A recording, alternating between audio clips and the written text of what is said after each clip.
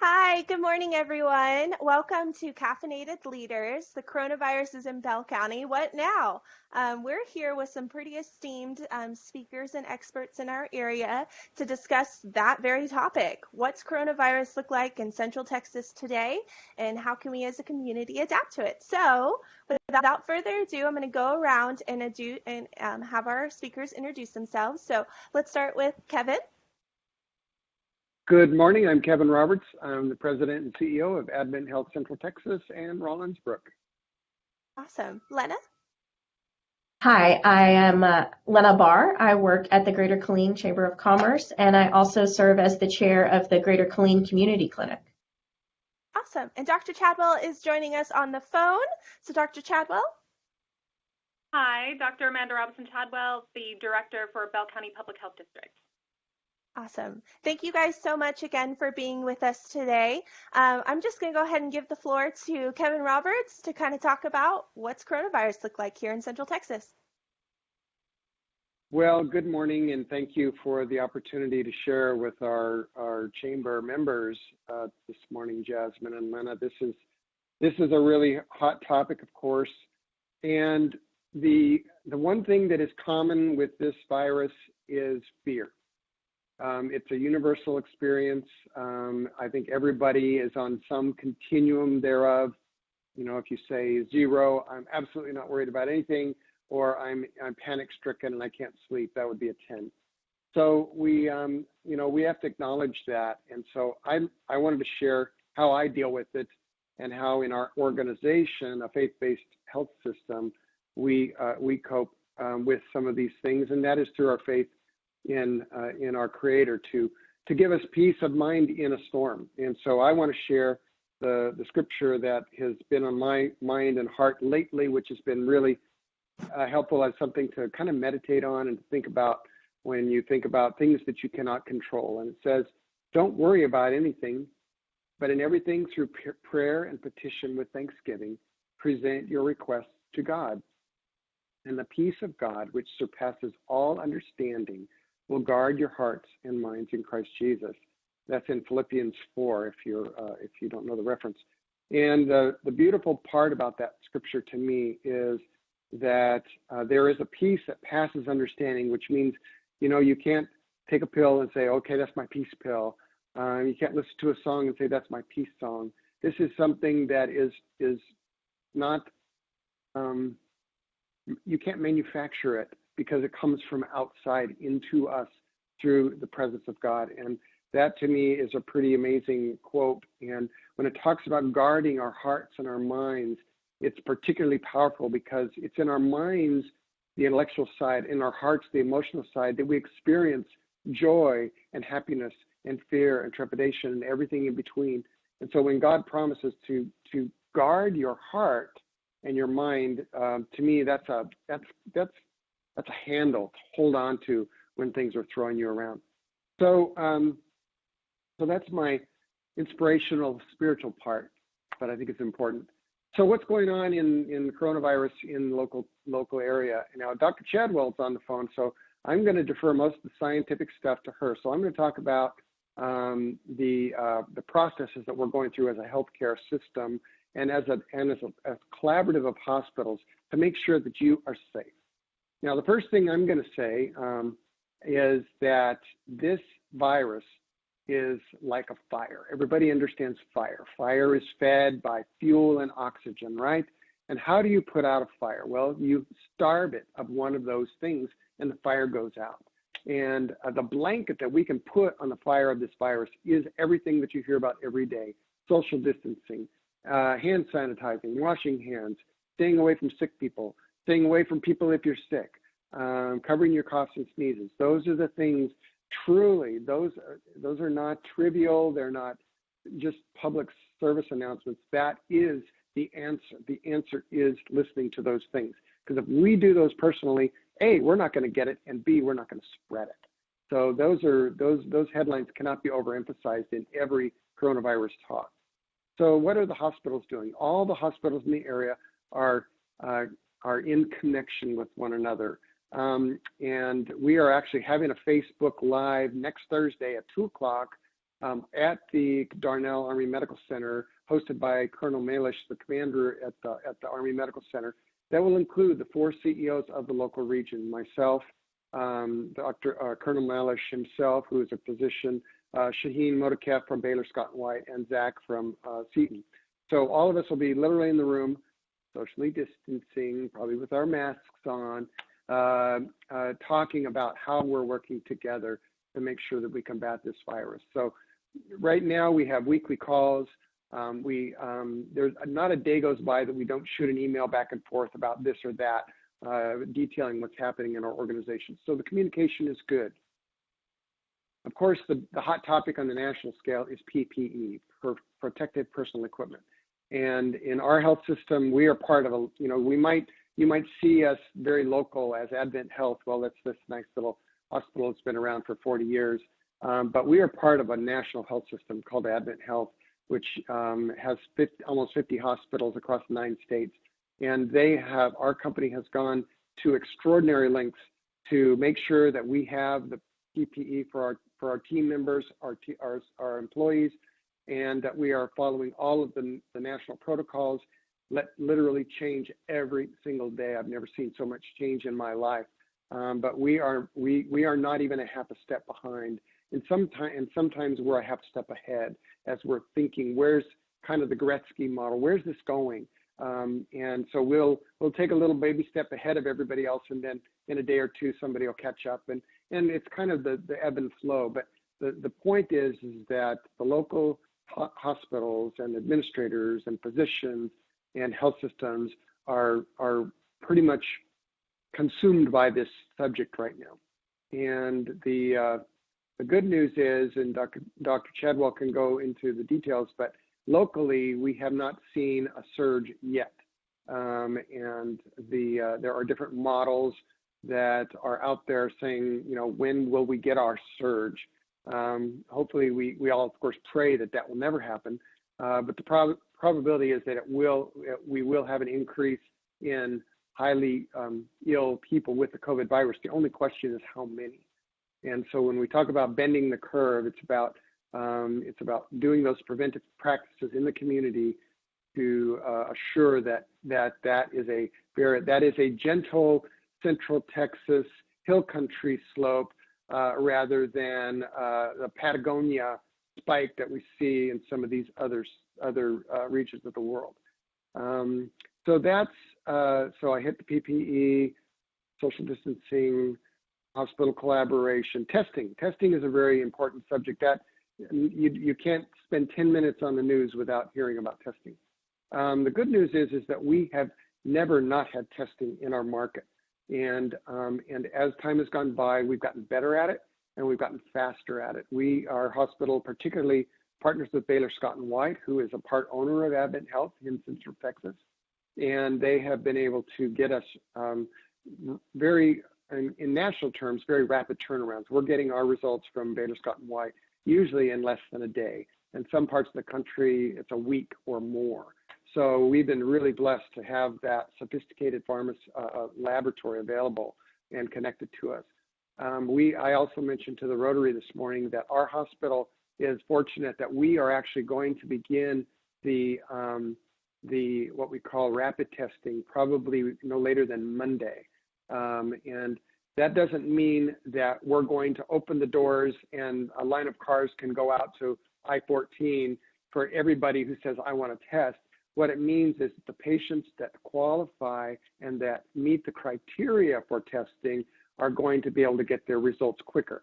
And kind of the way I like to look at the speed of turnaround on tests, it's kind of like driving in the fog. If it takes you a day to get your tests, you can see the taillights of the car in front of you. If it takes you 3 days, you're in the fog. You can't see anything. If it takes you 2 hours, boy, you can read the license plate. And basically, you're chasing that bug around a lot quicker, and therefore identifying who's got the virus, who are their contacts, what's the probability, where did they probably get it, and so forth. So our testing capabilities are improving. The testing criteria remain the same. This is still a symptoms-based test. If you were walking through HEB and somebody didn't cover their cough and they were 4 feet away versus 6 feet away, and you said, oh my gosh, I've got COVID, I'm running to the hospital, you're not going to get a test. If you come down with symptoms, the fever, the cough, the shortness of breath, and there's some other esoteric symptoms, then you're going to probably qualify. The questions about travel have become a little less pertinent as the community spread has gone wider. But those questions are still part of our protocol, but we're adding more locations to those questions too. So it's a very interesting evolving thing, and which, like I said, that's why it's all consuming to us. So we have prepared. A question that came up on my last video call was about surges, and so this whole curve thing that we're facing. When are we likely to have it? We're hearing right now that it's probably somewhere between the middle of April and the first week of May where we would see our peak in cases, but we don't know how high that peak will be. So we're preparing every single day. We have plenty of beds in the hospitals. I can represent plural because I'm in contact with the other hospitals. With this whole COVID thing, all of our elective surgeries have gone. We've turned off all of the elective surgeries. Our ERs are much less busy because people aren't tripping over themselves at work or getting into a fender bender and hurting themselves. There's so many things that aren't happening that usually bring people to hospitals that we have plenty of room right now. So right now we're making sure that we are ready for a surge and that we can expand our beds as well into to allow for this mass quantity if it ever materializes. So the hospitals are pretty dialed in, and I'm confident. I think our team members are confident in what's in the preparation they've been given, the PPE that they have at their disposal. One thing that we started just yesterday was we've been collecting old scrub outfits, the scrub suits you see on people in emergency rooms and things like that, so that our team members, if they feel icky after work, they can go down, get a clean pair of scrubs, take a shower at the hospital before they even get in their car so that they can get all the germs off that they may have accumulated while they were here. Now, we're not having, like I said, we're not having a lot of COVID patients in the hospital, but this is all kind of these are what I consider test drives of our process to make sure that we're ready when it gets here. And we've been quite blessed to have literally a month of boot camp in preparing for this virus. New York didn't get that luxury. New Jersey didn't get that luxury. Other parts of the world didn't get that luxury. So we have wasted no time watching and preparing every step of the way. So I'll stop there and see if there's questions. Did I cover everything that I covered in the last one, Lenna? Pretty much? We can't hear you. Yes, that was great. Okay. Awesome. All right. Thank you. That's great.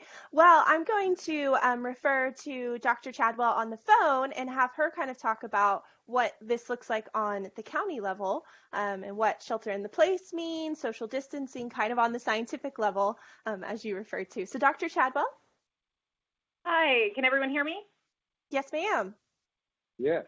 So I like a lot of what Mr. Roberts was saying, particularly with regard to you're not seeing as many people in the hospital for things you would ordinarily see them in the hospital for. And I think that's an important point when we talk about stay safe orders. That's part of the reason that's done, is because when we expect we might see a surge from something like COVID-19, those orders are meant to not only keep people at home and keep people from exposing one another, which is really the primary directive, but it also goes to being able to keep those hospital beds open for that surge that we think we might get. So that's a really important point to make that I think isn't really clear to a lot of people. Staying home means, again, you don't get into a car accident, you don't have those workplace accidents, and it's really critical that people understand that. So thank you for making that point. As to COVID-19 in Bell County, I don't know if you all have really looked at the dashboard from the state of Texas, but if you look at it, you can definitely get the sense, looking at numbers in some of our surrounding jurisdictions, I'm thinking the big cities, Dallas, Tarrant County, Austin, it really does kind of feel like it's converging on us from all directions. And that's something that from a data point of view really does make me sit on edge a little bit. And the hope is that those stay home, stay safe orders do make people really reconsider that travel through those areas. And by and large, we've seen fewer people traveling, but we still do have the occasional person that tells us, oh, I was in San Antonio last week. So for some people, the stay-home orders are sticking. For some people, it doesn't seem to really be an important piece for them. So that's something that I've been really trying to drive home for people is just because you don't think that you're heavily at risk, you're still going to possibly pass that on to someone else who is really at risk. And I think that's the most important point. Early on, I don't recall, and that's not to say anyone wasn't saying it, but I don't recall seeing a lot of focus on those 20-somethings, the teenagers, those that were not going to get very sick. I don't recall seeing a focus on really talking to those people. I recall a lot of this focus on if you're over the age of 55, 60, 65, depending who you were talking to, that focus on that population. And I was thinking at the time, well, my gosh, I mean, that's fine to focus on the people that are older and might have comorbid conditions, and that's all well and good, but they're going to get it from those 20-somethings. So we need to be talking to them too. And that's something I've tried to do early on. And I do believe we're going to breach a bit more than 50 cases this week. I don't know that we're going to get into the 55, 60 territory yet. We were at 51 as of our last count yesterday. I know we've added at least one overnight. We'll let you know what that total looks like closer to our 2 o'clock update. But it does seem to be that we have little bitty spikes, and then we'll kind of sit level for a couple of days, and then we'll have another little spike and sit level. But another thing to remember about the data as these cases trickle in is we're looking at cases that are coming positive that are the result of activities that were happening 2 weeks ago, because it does take about that 14 days from exposure to really pop a positive. So that's something to bear in mind.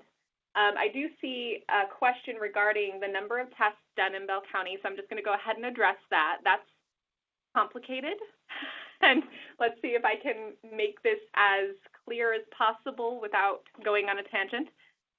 The way that testing is tracked in the state of Texas is that the number of tests are being reported to the Department of State Health Services. If you look at their dashboard, you can see that there is a total number of tests that have been conducted along with how many have come positive, obviously.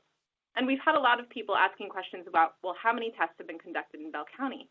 And up until very recently, that was not a required piece of data. That was never something that laboratories were reporting to us or hospitals were required to report to us. And it's actually hard to parse that out. Now, the governor had mandated that that data be reported to locals, and now there's kind of this phase of figuring out how to do that.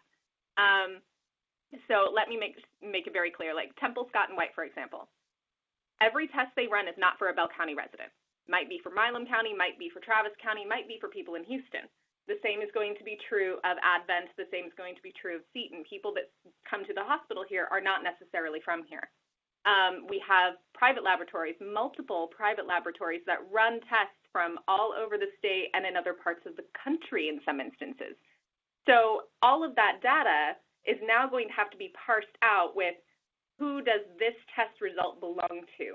We have 254 counties in Texas and over 40 health departments. As you can imagine, that's going to be an undertaking to figure out how to do that. So that is the long way of saying we don't have that number yet. And I hope to have that number at some point, but it's a matter of figuring out how we're going to do that. And were there any other specific questions that you guys have for me? I could go on all day. Yes, actually, we have a couple for you.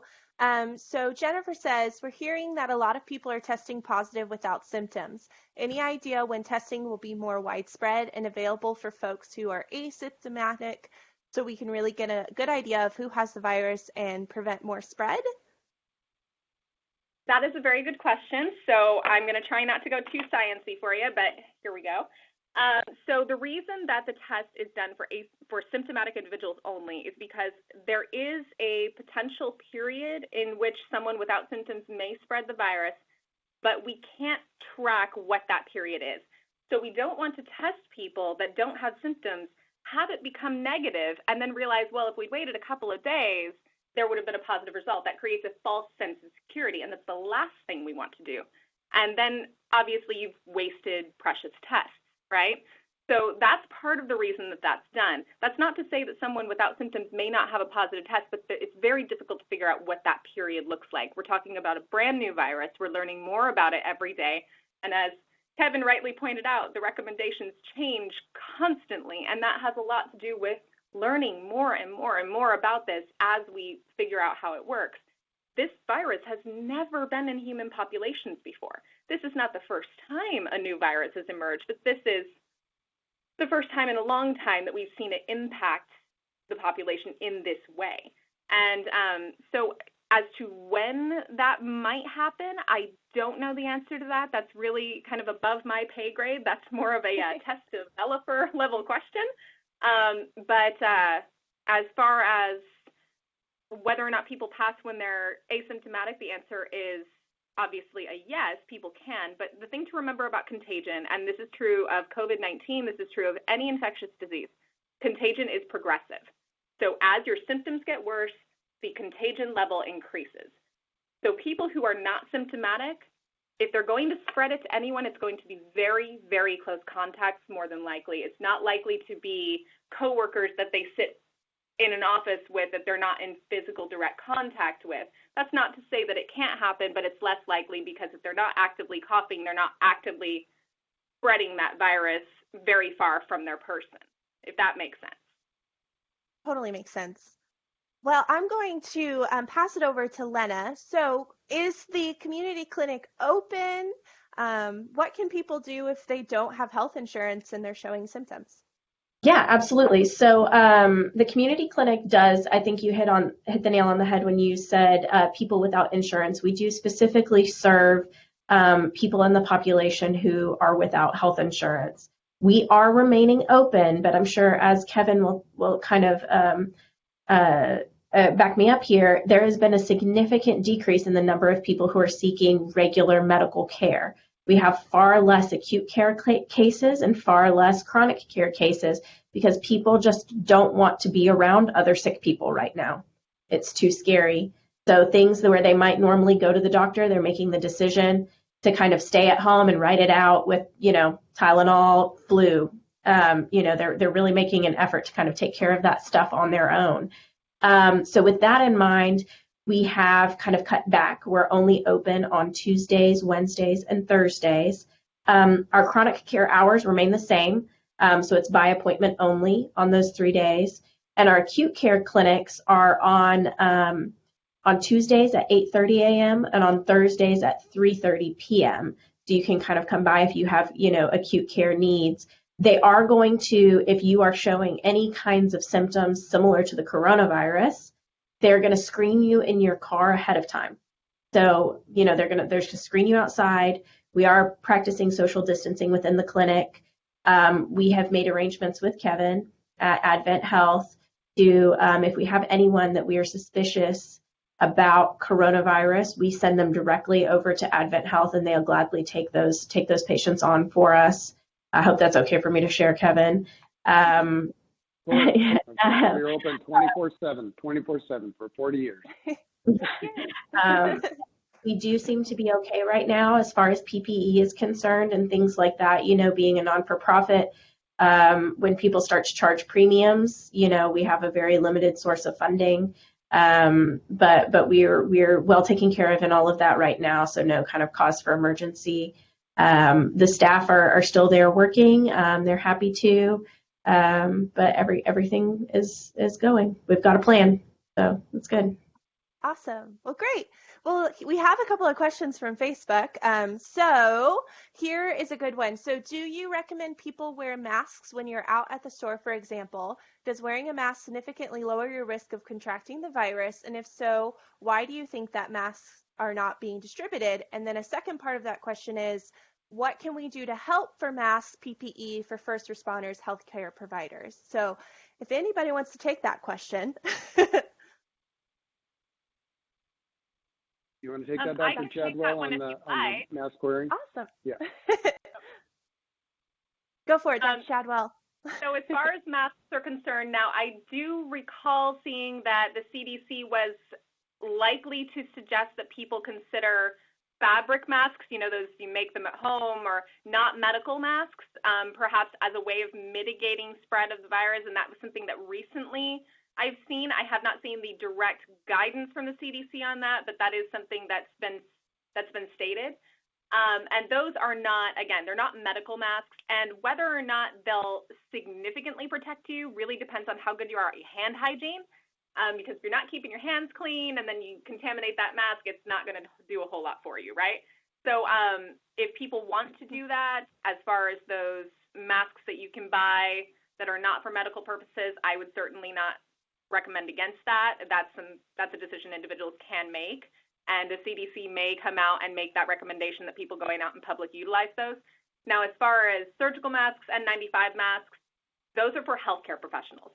I would certainly not recommend that members of the public be purchasing or trying to utilize medical masks because our healthcare workers need those more. Totally makes sense. This may be another question for you, Dr. Chadwell, but ventilators are a major topic. Do you know how many we have throughout our Bell County hospitals? Now, I see a report on occasion on the number of ventilators. I don't recall the number, but ventilators are a big topic. Those are for those acute care patients, and Kevin probably has more to add to this than I do. But yeah, ventilators are certainly a topic, and they're not a huge concern right now as far as I'm aware, but the thought is if we have a surge, they could become a concern. But I think Kevin might have more to add to that. Yes, we haven't really shared that data directly with the public, nor do I know exactly what the status is at my peer hospitals on ventilators. However, here we have been working very diligently. We've always had enough to care for our community at its normal pace of illness, but we have identified other sources and we have done some reinforcements. It's not unlimited, but we're prepared. We're prepared in the event that our patients need ventilators. Awesome. And then one last question from our community. Any discussion on antibody tests to see who's already has immunity? I can answer that one. That has been an active discussion. I cannot say when those options may be available. That is more of a researcher question, but I know the discussions have been had and that will likely come up at some point. I just can't say when. Totally makes sense. One of the fun things, one of the interesting things that along those lines that we've heard, got my people giving me messing with me here.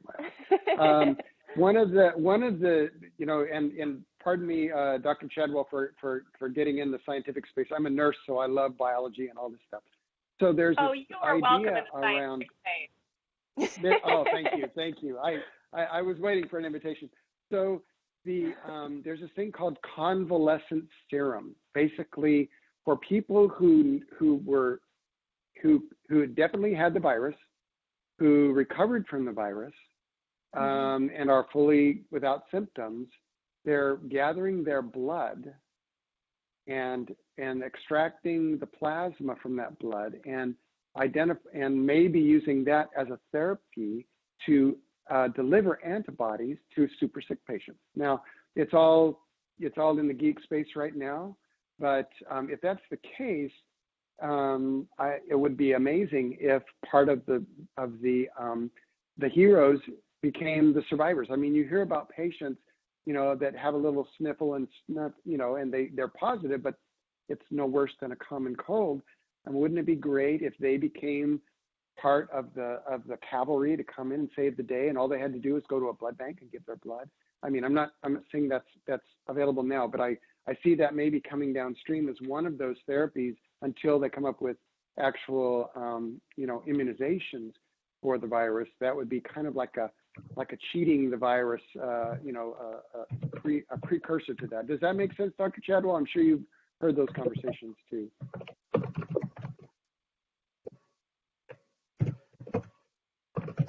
Sorry, yes, that does make sense. I've heard those conversations myself, and those processes have been, my understanding, and I'm not a medical practitioner, I'm an epidemiologist, but those practices, per my understanding, have been utilized in the past, and it's something they're kind of revisiting that might be helpful. So I'm excited to see what comes of that.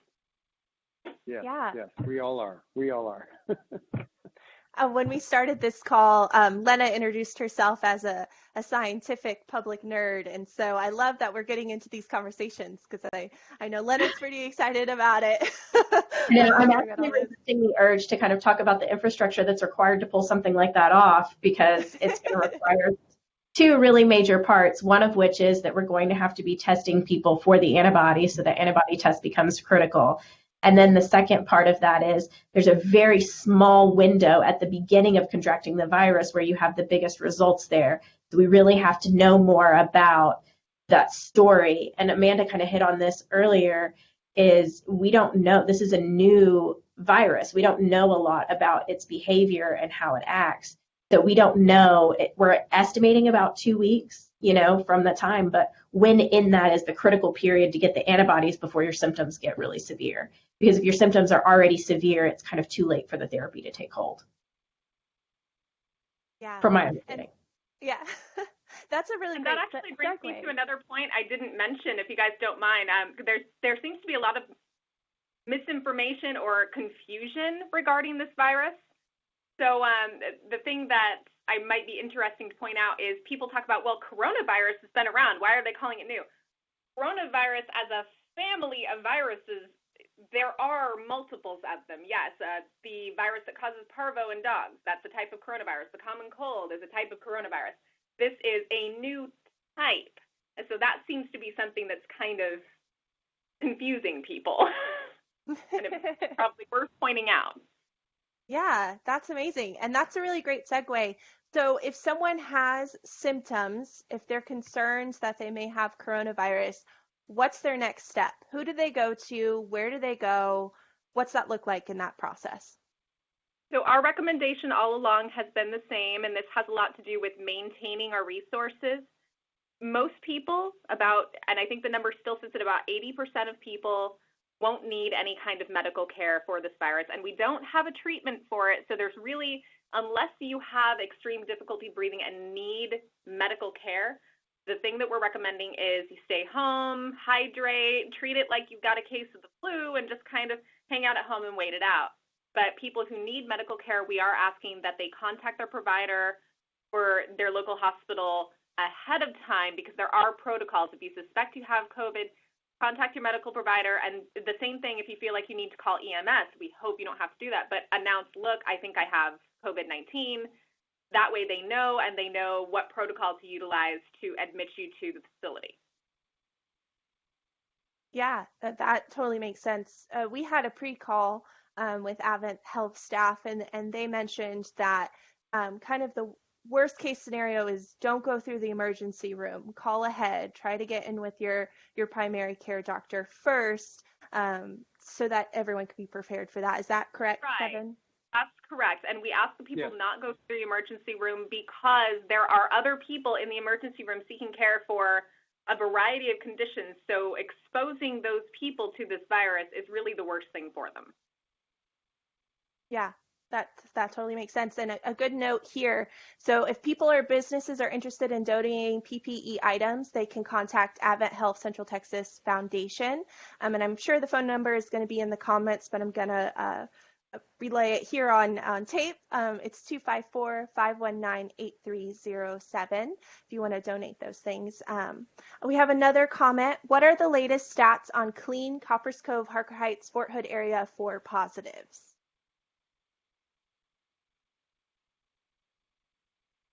So we have that data Well, on our website, actually, and if you look on bellcountyhealth.org there, and scroll down just a little bit, there's the first data piece is a link to some charts that actually show the breakout by locality, and you can see how many cases per location, and see that graphic that really shows you where that breakout is.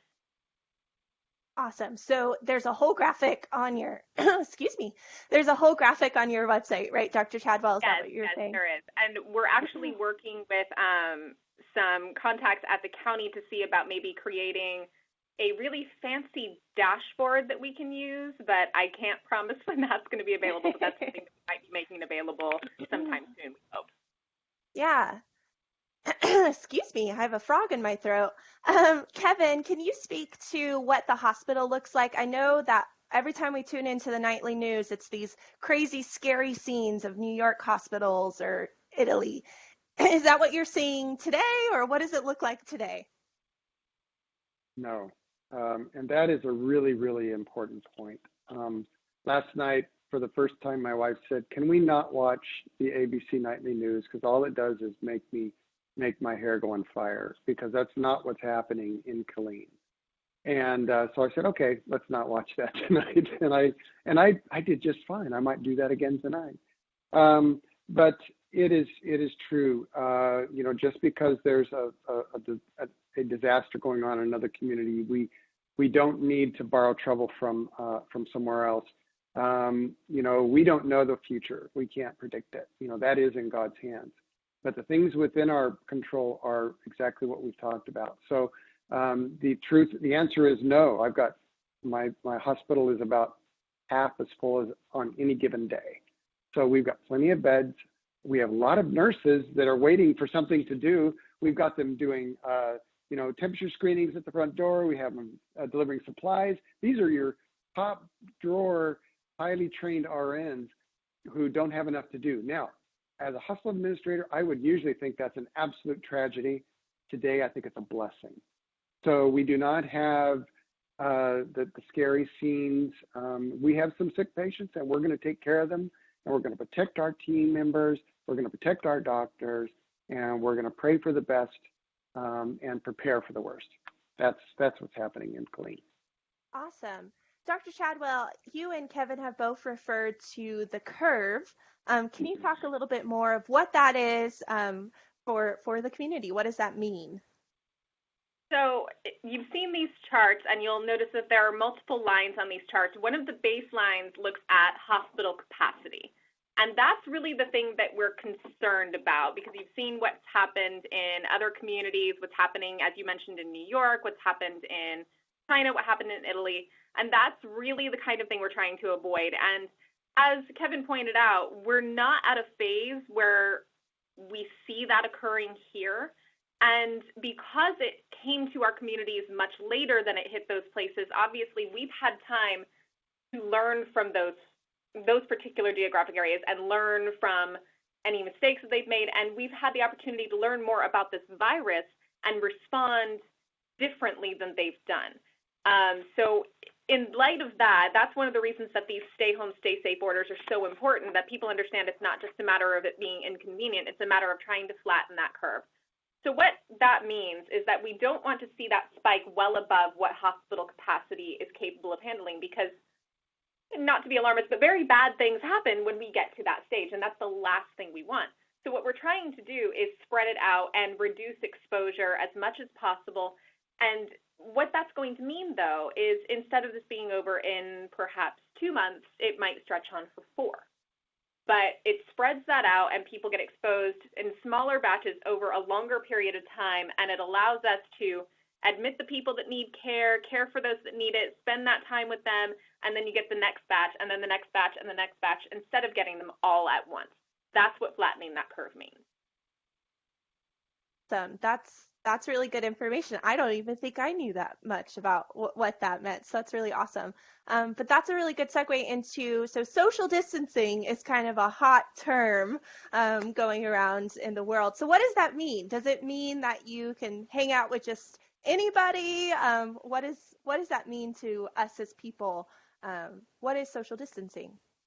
So social distancing refers to staying out of crowds and staying as much as is humanly possible 6 feet or more away from other people. And we talked about the asymptomatic component of the spread. That's part of the reason for this, because we don't really know what that looks like and what that contagious period looks like. So the closer you are to other people, the higher your chance of contracting the virus if they happen to be infected, in particular if they're sick.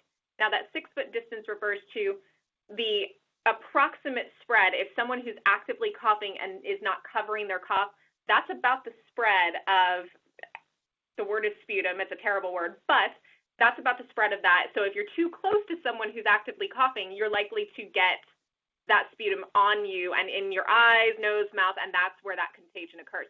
So that's the reason for the social distancing, is please stay away from other people so that if they are sick, you are less likely to become exposed. And that's why we're asking for crowd reduction. And one of the things that I have personally seen in the community here that I would like to see less of, if people could help me out here, is groups of people going to the store together. And now there are obvious exceptions to that. If you are a single parent and you have to bring your kids with you, obviously that's an exception. But we do ask wherever possible that one person in your family go to the grocery store, and try and dedicate that task to one person wherever possible.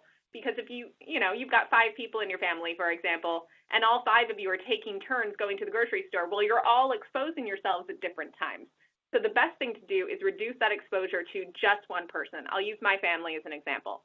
I have a household with 5 people. My parents live with me. They're both immune compromised. It's myself, my husband, and his brother. So the 3 of us, we dedicate that task to me. I am the person that risks myself, and I go to the grocery store and I buy groceries and do all of that kind of thing. The others do not do that. So we have a plan in my household. If I were to get sick, I have a little quarantine zone in my house so that I can work from my laptop from my little quarantine zone and keep away from everyone else.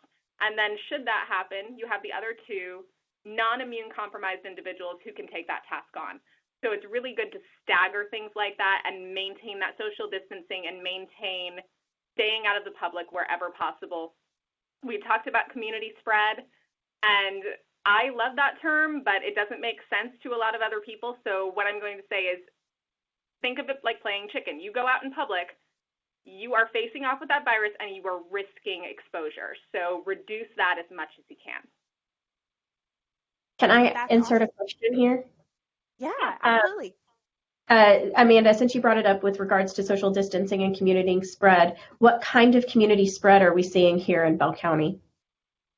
We are seeing a number of our positive cases that are acquiring it with absolutely no travel. So what that tells us is that we do have individuals who are still going out into the community who are contagious. We have received reports of people going into the grocery store with an active cough and things like that. So people are still spreading it, and they are spreading it locally without travel. Wow, that's crazy. That's really good information. So, Dr. Chadwell, I'm sure you can speak to that, or Kevin, what does 6 feet really do? Does it really help prevent it? Why is that number so important, and that distance so important to folks in the public? I can take that one, and then Kevin, if you want to add anything, go right ahead, jump into the nerd space. 6 feet is, and they've shown graphics of this before. So like I said, if someone with an active cough, if they start coughing and you have, mucus and spit and all of that coming out of their mouth, it can travel just about 3 to 4 feet. So 6 feet is a good plus distance to ensure that if someone is actively contagious, that you're keeping out of that range for acquiring that contagion. That's the simplest way to put it. I have nothing to add. That was perfect. That's awesome. So for those watching, if you have any questions, just go ahead and drop them down in the comments and we will ask them. So if you have any of those, please get those to us because we're coming up on our time here. But I have a question that I'm sure everybody can answer here. If you're at work and you're having cold, flu symptoms and your business sends you home and they tell you to get cleared, what does that look like? What does that mean, get cleared? Lenna, I'm sure you can speak on a business side. What would you expect from your employees, me, if we came up with symptoms or something like that? Kevin, what does that look like at the hospital? So go. From my point of view, I would just say go home and stay, don't work. You may not work. You are prohibited from work with any of those symptoms, period. We will figure it out. We will find a way to manage the role that you fill. And that's one of the reasons we're cross-training everybody. I mean, it's amazing. It's actually in a cultural sense, in terms of the amount of innovation and the teamwork and the camaraderie that is just kind of blossoming in our organization. I've never seen anything like it. But the answer is just stay home. And if you're super sick, go to the emergency department. And when you're better, you can come back to work. It's the same message we've always given as employers, with a big exclamation point saying, this isn't, these are not common germs. These are uncommon germs we're dealing with. Therefore, you're that much more concerned and attentive to those kinds of symptoms. And we have people coming to the ER saying, well, my employer sent me to you so I could get a letter to go back to work. And it's like, I'm so sorry, but it just does not work that way right now. We have our motives right now are public health and safety, and we want our employer community to feel safe. And the answer to that is go home and get better, and then go back to work. So that's my response. I don't know, Lenna, if you've got any other. No, I think that is a really key thing, is that we really have to put the emphasis right now on taking care of people above all else. And sometimes taking care of people means that you have to innovate and find a new way, as opposed to kind of having a person, sitting at your front desk answering phones. His risk factor is much higher than mine. His employees are, a lot, so how does this translate to maybe an office, or a different kind of space? Same thing. If you are sick, if you are running a fever, go home. There's no reason for you to be here. We'll find a way. Above that, here at the chamber, one of the steps that we took, I don't want to say early on, but we had a plan in place as soon as there was community spread in Bell County. That was our benchmark for when we were going to make this call. But we kind of cut down to where we only have staff coming up to the office to do specific essential tasks, and we knew what those tasks were going to be ahead of time. So our voicemail system doesn't allow you to check it remotely. So someone has to come in and check messages, but the phones can be forwarded. So, answering the phone calls, you can still call our office, we'll answer. Those types of, figuring out how this would work if we were all working remotely. We do have a skeleton staff. It's a team of 3 people that are kind of up here on a daily basis. But those people have their own office, their own space, their own box of Clorox wipes. They wipe their office down at the end of every day. So those kinds of steps, taking it, if we are going to still have to show up in an office space and sign and print checks, things that have to happen in order to keep the lights on and keep the business going, how do we do that in a safe manner? And so I think, innovation is the key. There was some skepticism, whenever we first went to everybody working remotely. It's like, this is not a vacation. And as Jasmine kind of hinted at the beginning of this conversation, we have been busier than ever here at the chamber. Our community needs us, and we've really stepped up. But all of that work is happening for the most part remotely. And people are kind of having to balance kids not in school and still getting their job done. But we've had really good success with that. And I think it has kind of made all of us, and hopefully culturally, stronger.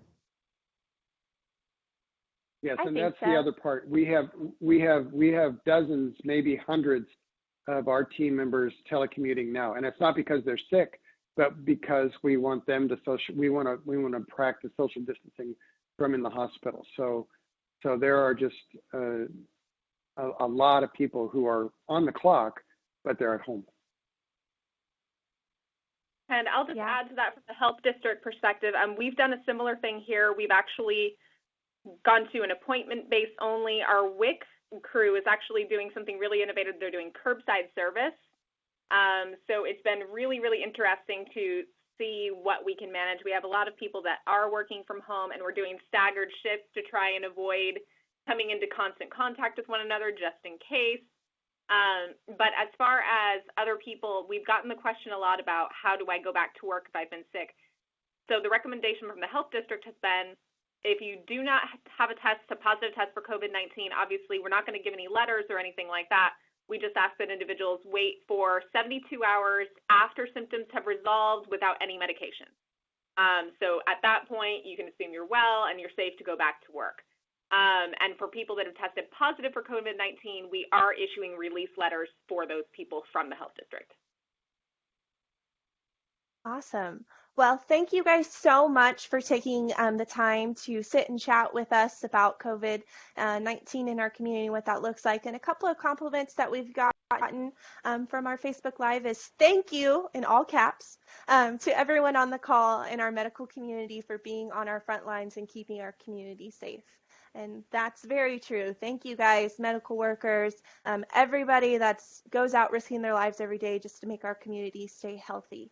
That's a huge thing, and that's a huge thank you. So we're right at time. So let's just go around and see if we have any closing remarks, and then we'll get you on with your day. So Lenna? Unmute. No, I don't have any closing remarks. I would just say, the biggest thing, and I'm maybe stealing Kevin's spiel here because I already heard it once today, the biggest thing that you can do to help our healthcare workers at this time is to stay home. And the biggest, beyond that, if you really are just, I need to do something, they love food. So that applies to the community clinic. That applies to the hospital, and I'm sure with the crazy hours that Dr. Chadwell is working on coordinating everything, they'll appreciate it at the health district also. Awesome. Kevin? Yes, thank you, Lenna. That was a great stealing of the thunder there. I like that.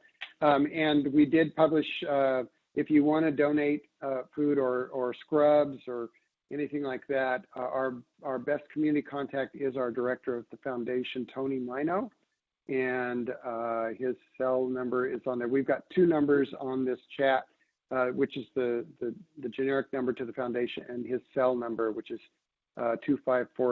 254-535-1794, and he would be the ambassador to help activate any of those types of things you wanted to do. But in closing, I just want to say we are here for you. We are as prepared as we can be, and we're going to come to work every day to keep our community safe and show them that we love them. So thank you for the privilege of visiting with the group today. Awesome. Thanks, Kevin. Dr. Chadwell? The only closing remark I have is thank you for having me. And on behalf of my staff that have been working, as you pointed out, very long hours every single day, including weekends, the best thing you can do to help yourself, help your family, and help our healthcare workers and my EPI team is please stay home. Awesome. I think that's a great way to wrap up. Stay home, stay healthy. So thank you guys so much for joining us. Our pleasure. Bye now.